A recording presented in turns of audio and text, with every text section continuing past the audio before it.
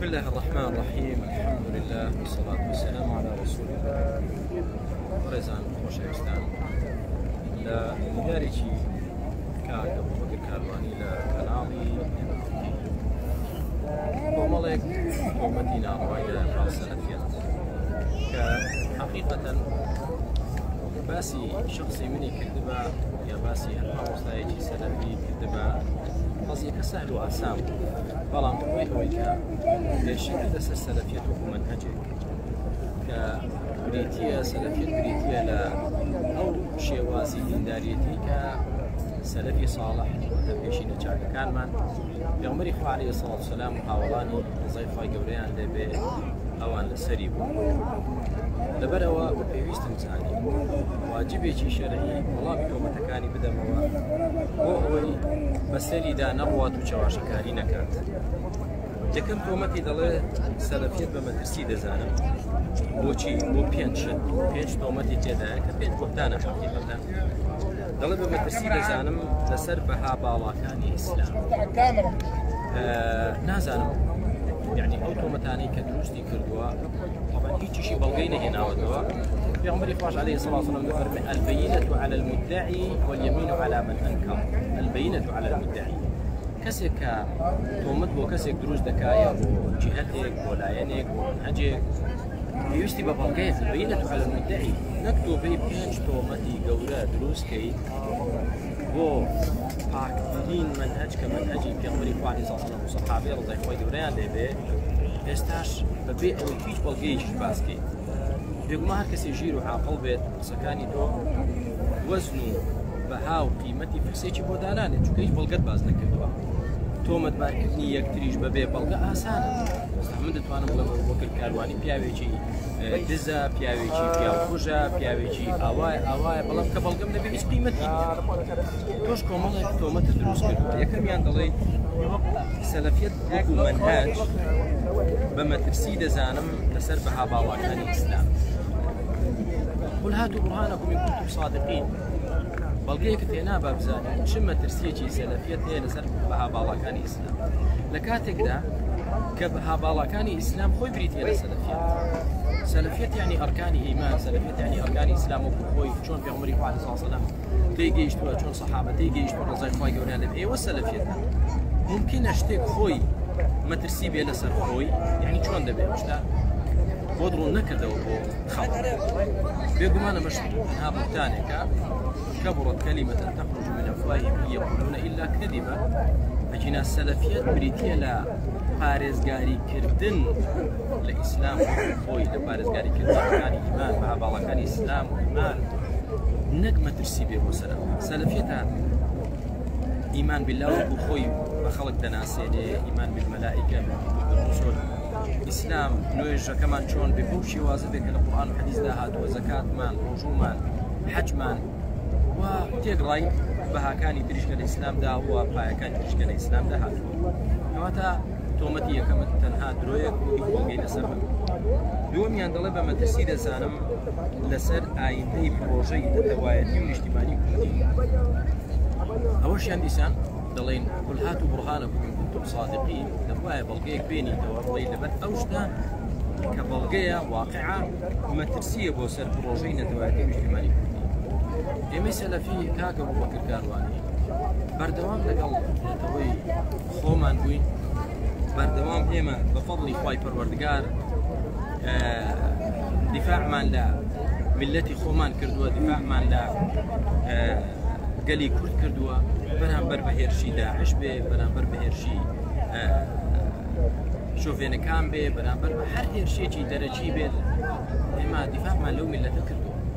مامۆستایانی سەلەفی بوون لە بەرەکانی جەنگ لەگەڵ پێشمەرگا تەشجیعیان دەکرد و هانیان دەدان و هەروەها کۆمەچیان بۆ لێقۆماوەکان بۆ دەکردەوە و فتوای ئەوەیاندا کە ئەوەی کە داعش دەیکات دژی میلەتی کورد ئەمە زوڵمێک و ستەمێک و دوورە لە ئیسلام و پێویستە ئێمە جیهادە کە دیفاع لە میلەتی خۆمان و نەتەوەی خۆمان بکەین.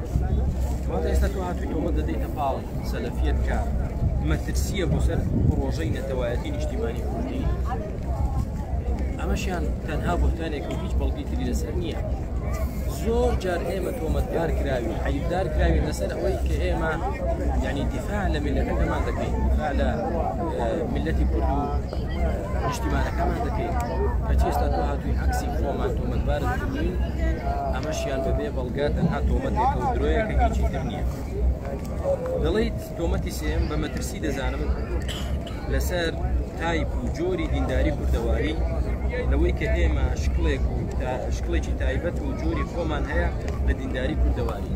کاکە گیان ئێوە دەتانەوێت یعنی بدعەیەک دابێنن، گومڕایی و دەڵالەتێک دابێنن کە دیندارێتی کورد لە دیندارێتی عەرەب، لە دیندارێتی فارس، لە دیندارێتی ئینگلیز، لە دیندارێتی تورک جیاکەنەوە، واتە چەند جۆرە ئیسلامێک بە خەڵک بناسێن. ئەمەش تەنها درۆیەکە و بوتانێکە و تەنها بیدعەیەکە داهێنانێکە گومڕاییەکە ئێوە داتانێنەوە. ئەجینا دیندارێتی کورد و دیندارێتی عەرەب و دیندارێتی تێگڕاینەتەوەکانی یەک دیندارێتی. خی پەروەردگار دینی ئیسلامی بۆ داناوین، بۆ کورد هەر هەمان ئیسلامە، بۆ عەرەب هەمان ئیسلامە، بۆ تورک هەمان ئیسلامە.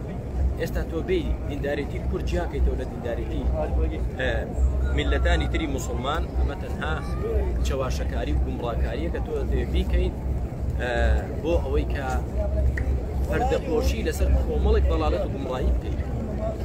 خی پەروەردگار ئەو ئومەتی ئیسلامی کردوتە یەک ئومەت، وأن هذه أمتكم أمة واحدة. أمتي إسلام يك أمتي تفرقة دروز مكة بەڵێ نەتەوەکان جیاوازن، بەڵام دینەکەمان یەک دینە. پێویست ناکە تۆ بێ ئێستا جۆری دینداری کورد تایبەت کەی و بڵێی سەلەفیەت کە منهەجی ڕەسوولی خوای عەلەیهی سەلام جیاوازە و لەگەڵ میلەتی کورد ناشێت. خی پەروەردگار ئیسلامی تەنها بۆ عەرەب نەنا، ئەو پێغەمبەرەی عەلەیهی سەلام کە ئەوە قەبرەکەیەتی ئێستا ئەو مزگەوتەکەیەتی کە من لێی دانیشتوم، ئەو پێغەمبەر عەلەیهی سەلام بۆ تێگڕای خەڵک نێردە، وما أرسلناك إلا رحمة للعالمين. ئێمەش کە دەڵێن سەلەفیەت واتە منهەجی ئەو پێغەمبەر عەلەیهی سەلام، منهەجی سەحابە، کەواتە زۆر نەفامی و ناڕەواییە کە تۆ دەی ئێستا دەڵێی منهەجی پێغەمبەری خوا سەحابە بۆ میلەتی کورد ناشێت، لەگەڵ جۆری دیندارێتی میلەتی کورد ناشێت. وەڵڵا برا دەشێت، بەڵام ئەو عەقڵانیەتەی تۆ کە دوورە لە عەقڵانیەتێکی تەواو، ئەوەی تۆ لەگەڵ میلەتی کورد ناشێت. ئەوەتە خۆت لە تەسریحێکدا ماوەیەک لەوە پێش باست کردوتت ئێمە یەکگرتو بەرەو دواوە چوین لە داعوە بانگەوازیدا و سەلەفیەت بەرەو پێش چووە، لە ناو چێدا بەرەو پێش چوو؟ لە ناو میلەتە کوردە. کەواتە سەلەفیەت کە دینی پێغەمبەری خوا عەلەیهی سەلام لەگەڵ میلەتی کورد دەگونجێ، بۆیە بەرەو پێش دەچێت. سوپاس بۆ خوای گەورە. ئەمەشیانت تۆمەتێکی بێبنەما بوو، بوهتانێک و هیچی تر نەبوو. پێنجەم بە مەترسی دەزانم لەسەر پرۆسەی بە دیموکراتیزەکردنی دەسەڵاتیش لە ئایندەی وڵاتی ئێمە. یعنی ئەم وشا خەڵەوانە کە بەکاردێنی دەڵێ سەلەفیەت مەترسیە بۆ پرۆسەی بە دیموکراتیزەکردنی دەسەڵات لە ئایندەدا. یعنی جەنابی ئێستا دیموکراسیەت نابینێ، یعنی دەڵێ تا ئێستا وڵاتەکەمان دیموکراسی نییە، لە داهاتوودا دەیەوێت زیاتر دیموکراسی بێ. دیموکراسیەت یعنی حکمی شەعب، خەڵک خۆی حکم بکە، خەڵک چی پێ باشە ئەوە بکە، نەک خۆی گەورە چی بۆ ئێمە بە باش داناوە ئەوە بکەین. ئێستا جەنابی دەیەوێت دەڵێ سەلەفیەت مەترسیە بۆ سەر ئەوە. سەلەفیەت دەیەوێت خەڵک پابەندی شەرعی خوا بن، پابەندی دینی خوا بن، لە هەر سەردەمێک بن و لە هەر شوێنێک بن.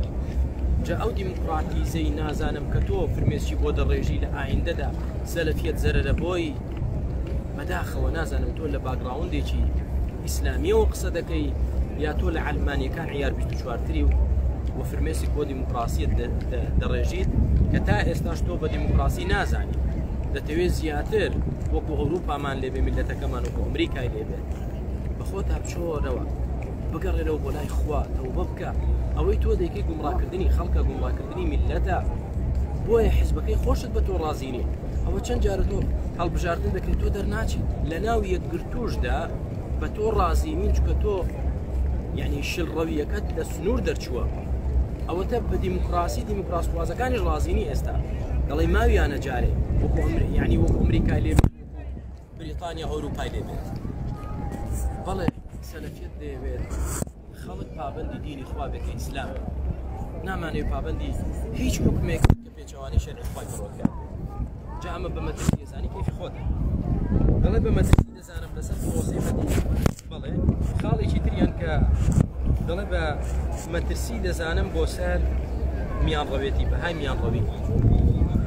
ئەمەشیان وەکو تۆمەتە درۆکانی پێشوو سەلەفیەت خۆیان ڕەوێتە وكذلك جعلناكم أمة وسطا سلفية تندرويتي نية والشرغوي توج نية لا تندرويتي داعش كانوا تندرو تكفيرية كان لملتي كل ما كافر دزانا مثلني حلال ذكا كيما برو رؤيا وان وستاوينا توا نحن شرغويتي توجا سلفية نيان رويتي هويا دعوة بانقوازي سلفي هم برنقاري تندرو داعش كان بوتوا هم برنقاري ايوي الشرغوي فرتڵەویش بۆتەوە کە دەتانەوێ خەڵک لە ئیسلامی ڕاستەقینە دابڕنن بەرەو دیموکراتی بەرێت نەگەڵ دیموکراتیەش کە ئێستا حکوومەتی لەسەرە دەتانەوێت زیاتر خەستری بکەنەوە یعنی حکومی خەڵک بێت کاکە حکومی خەڵک بێ دوو ڕۆژی تر داوای هاوڵەگەز بازیشتان لێ دەکەن داوای کۆمەڵشتی تریش دەکەن کەواتە تۆ دەبێت ڕازی بیت بە دیموکراسی دڵاست